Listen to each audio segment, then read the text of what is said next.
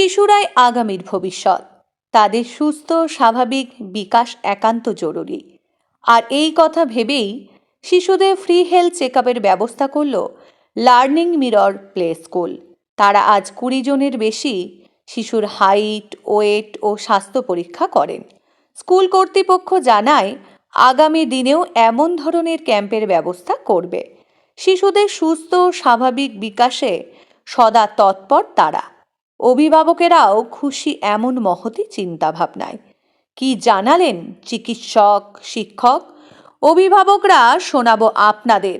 Bureau report, স্পষ্ট বার্তা 24 সংবাদ নিরপেক্ষ।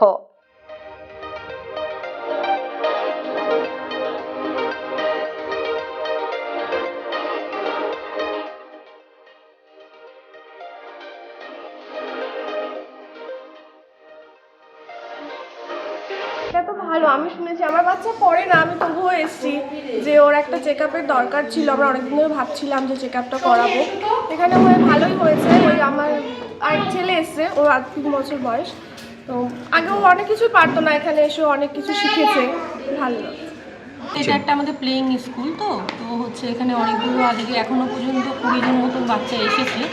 তো তাদের মেনলি হচ্ছে ফিজিক্যালি এখন কতটা ঠিকঠাক আছে, হাইট ওয়েট হিসাবে ঠিক আছে কি না, তারপরে হচ্ছে পালস রেট, আর ওদের মোটামুটি ফিজিক্যালি যেটা হয় বাচ্চাদের সেটাই দেখা হচ্ছে আর কি। ঠিক আছে, এখনও তো কতজন দেখিয়েছে? এখনও পর্যন্ত 12-13 জন দেখিয়েছে।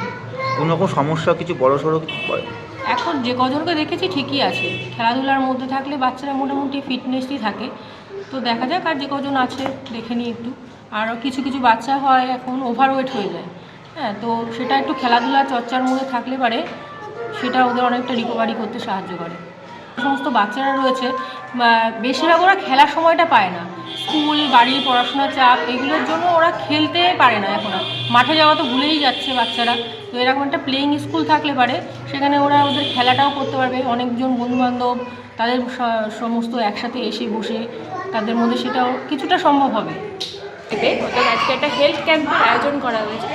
যেহেতু সিজনাল চেঞ্জ হয়, সর্দি কাশির ব্যাপার থাকে, সেহেতু বাচ্চারা কি খাচ্ছে না খাচ্ছে সেই কথা চিন্তাভাবনা করে, তারপর বাচ্চারা এখন তো মোটামুটি সবাই সিঙ্গেল চাইল্ড, সুতরাং বাচ্চারা যাতে খেলাধুলা করতে পারে সেই জন্য ওদের একটা প্লের মাধ্যমে খেলাধুলা করানো হয়।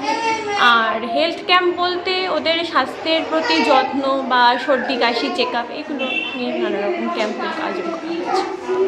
আমার মেয়েকে আমি 2.6 ইয়ারে প্রি স্কুলে দিয়েছি, কারণ সত্যি বাড়িতে থাকলে দুষ্টুমি করে বাচ্চারা, প্লাস ফোন টিভি দেখার জন্য বায়নাও করে।